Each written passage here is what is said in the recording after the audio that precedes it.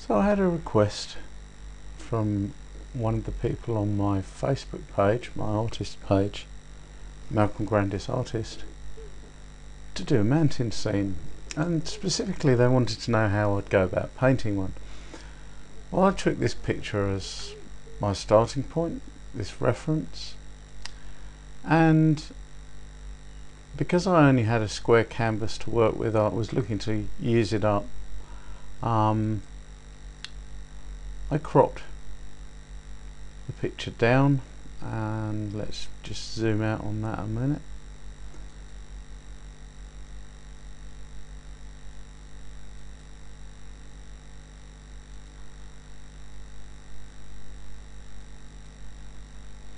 So you can see I cropped it down to a square shape, and I'm not going to follow this slavishly. In particular, I don't like this pattern on these mountains back here, so I played around and looked at other references for that, and I've deleted this black blob down here because I didn't feel it did anything, and I haven't precisely copied these shapes. I haven't precisely copied the sky, it's somewhere near it. So, how did I start off? Well, I started off by actually painting the sky, and this is, if you like, a bit of an underpainting, and what we've got is we've got white, Naples yellow, cerulean blue and Prussian blue, and it's all reasonably well blended together. I didn't worry about making it absolutely smooth because there's going to be a lot of clouds in this sky, and to do this I used a 3/4 inch flat brush. Now this line that you see here isn't actually really the line of the mountains, it's just a line for me to paint up to. The line of the mountains is more sort of out here, it's out about 1/2 inch away from that line, but it just gives me a target so that I don't end up wasting my time painting loads of area that doesn't need to be painted. Then I very quickly blocked in the clouds, and what I'm using here is Payne's grey with a little touch of not titanium white. When you're painting clouds, using titanium white for anything but the highlights is a bit of a mistake. You really need to use zinc white because it's slightly translucent, gives a better cloud-like effect.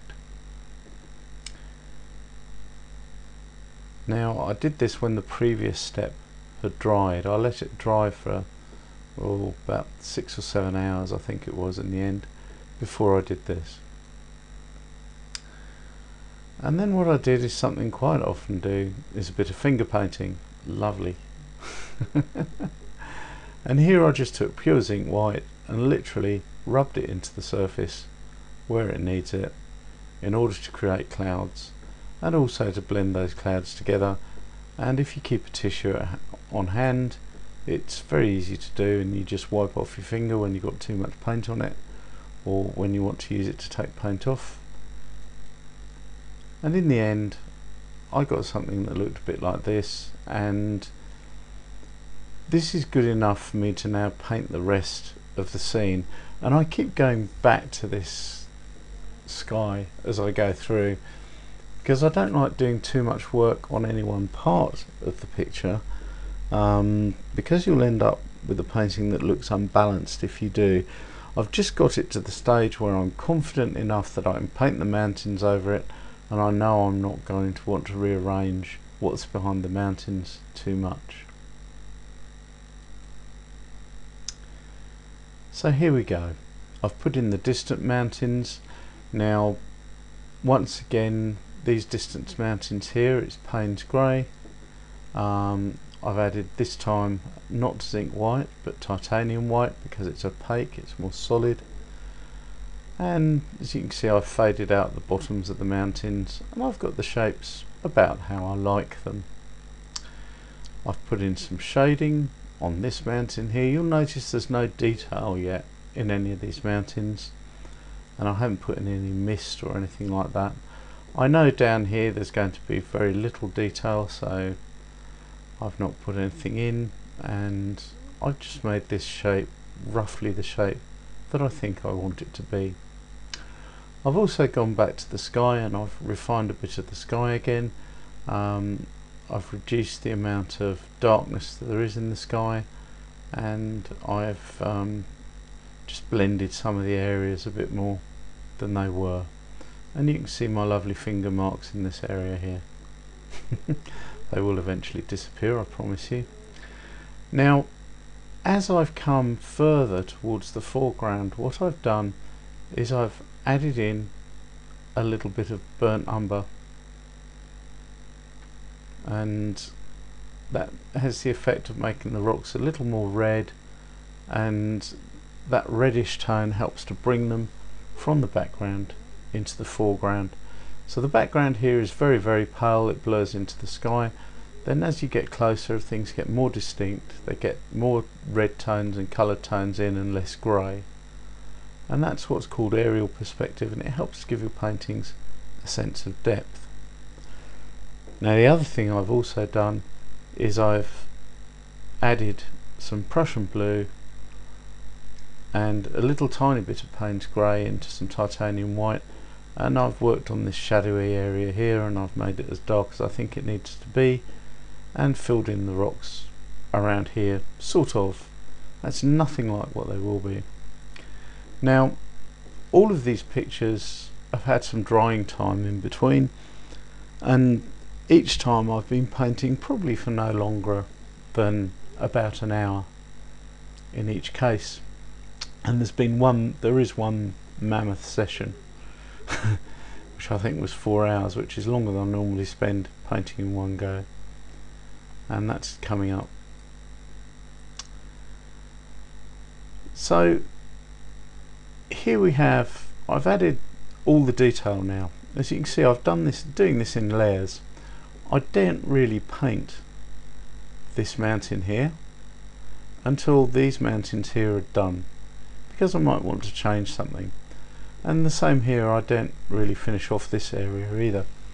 So things definitely need to be done and planned in an order, and it's rather like setting the scene in a theatre. If you think of these as scenery flats, in this case I've got 1, 2, 3, 4, 5 different layers that I'm working on, and this layer here I've pretty much finished. And because it's not an easy layer to paint, in fact this is the worst bit for me to paint. This was a real pain in the bottom, getting these patterns right, because to be honest, the photograph you accept because it looks like a photograph, but in fact if you try and paint exactly what's on there, it doesn't really look that much like mountains.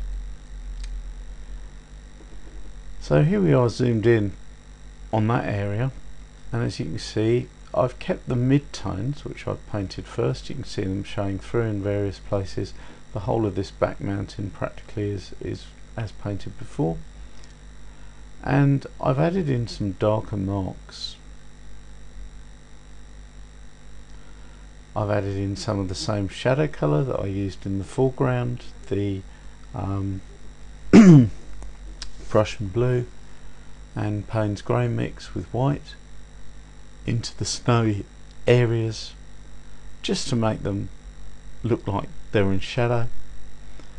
And I've added some yellow, Naples yellow, into my white and blue here to create this light brown which looks like the sun is catching it. I've put a tiny bit of that on that mountain there, and some very much diluted pieces of it in these background mountains here. And I've carried that same colour, because I want to keep colour continuity in the painting. I've carried that same colour into this mid-ground rock as well.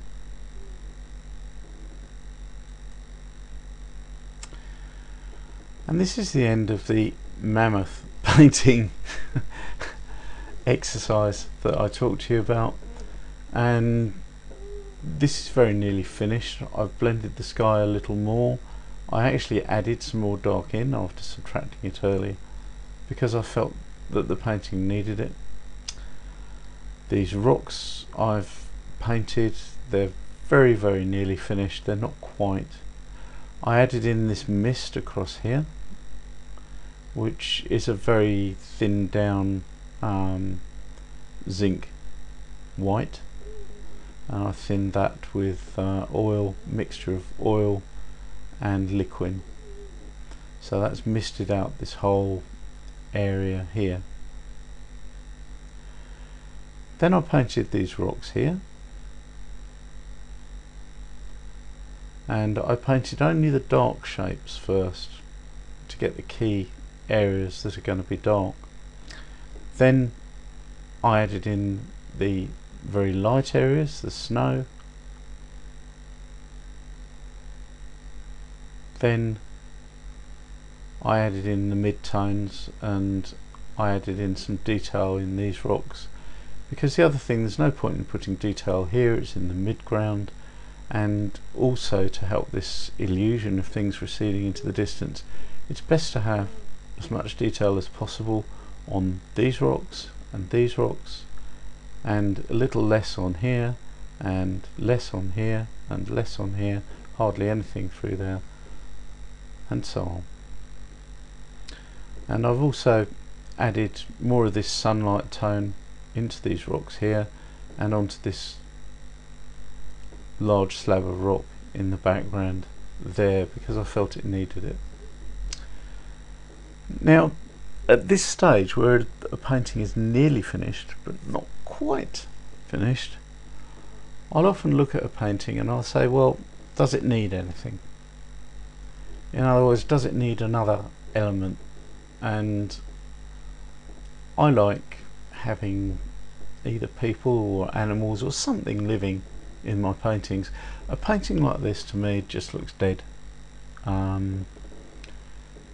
It's got no evidence of human occupation, it's got no evidence of animals. You know, it could be a wasteland planet somewhere in the outer solar system.